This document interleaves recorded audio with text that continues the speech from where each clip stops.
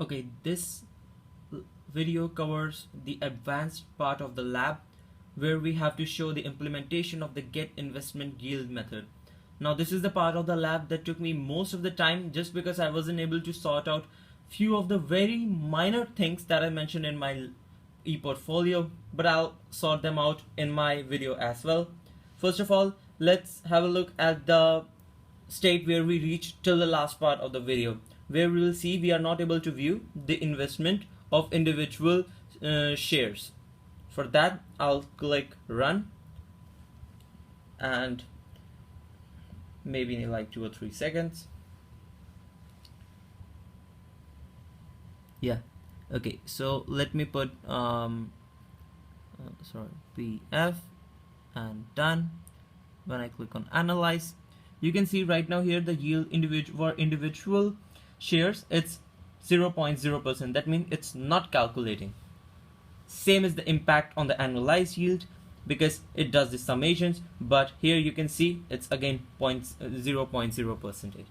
Now for that, what I did here was that I have to take the difference between the current date time as well as the one that was published in the portfolio.xml, the date at which the shares were purchased, the date at which the book value is registered. So for that, in order to calculate the difference, what I did was, first of all, I made an instance of the date class named as current. This will give me the present date right now. Then I took the difference using the function getTime. Now this function returns the number of milliseconds between today and January 1970, I guess. I mentioned the link in the e-portfolio as described in the class details, I guess, on the Android documentary for developers.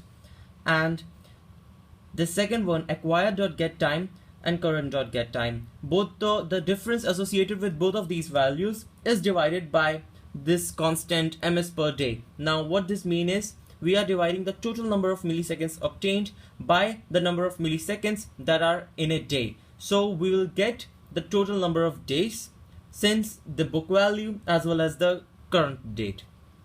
Then the second most important thing I did in this particular method was that you can see I used two variables of double data type, yield1 and yield2. The reason for that was I wasn't able to sort out every time I did the calculation I would get the yield of like multiplied by 100. So I wasn't able to think like why is it multiplying by 100 when I am just making it to convert into a percentage. For that I made into 2. Then I checked it that in the UI.java class, especially in the function right here, yeah, this one, append row, the string.format, this one, when it gets right here, you can see that it is multiplying equity.getYield into 100. So this was thing I wasn't able to sort out, that's why I made it into 2 just in order to clarify.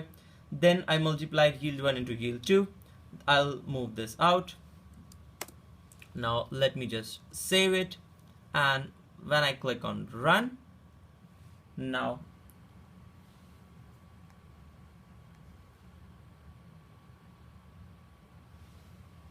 yeah, let me just put in the value once again. I'm gonna type PF, done, and let me click on analyze. Now you can see we are getting the individual yields. That means are we having profit or loss? Many of the values you can see are in minus. That means you can even like clarify it with the difference. The book value was 21.53, but the current market value is 17.06. That means we are having a sort of loss. How much is it? It's minus 2.1%. And you can even see now we are having a value for the annualized yield. That is calculated in this particular function, but it was provided as it is, so I didn't make any modifications with this. So this is the get portfolio, it is the get investment yield method right here.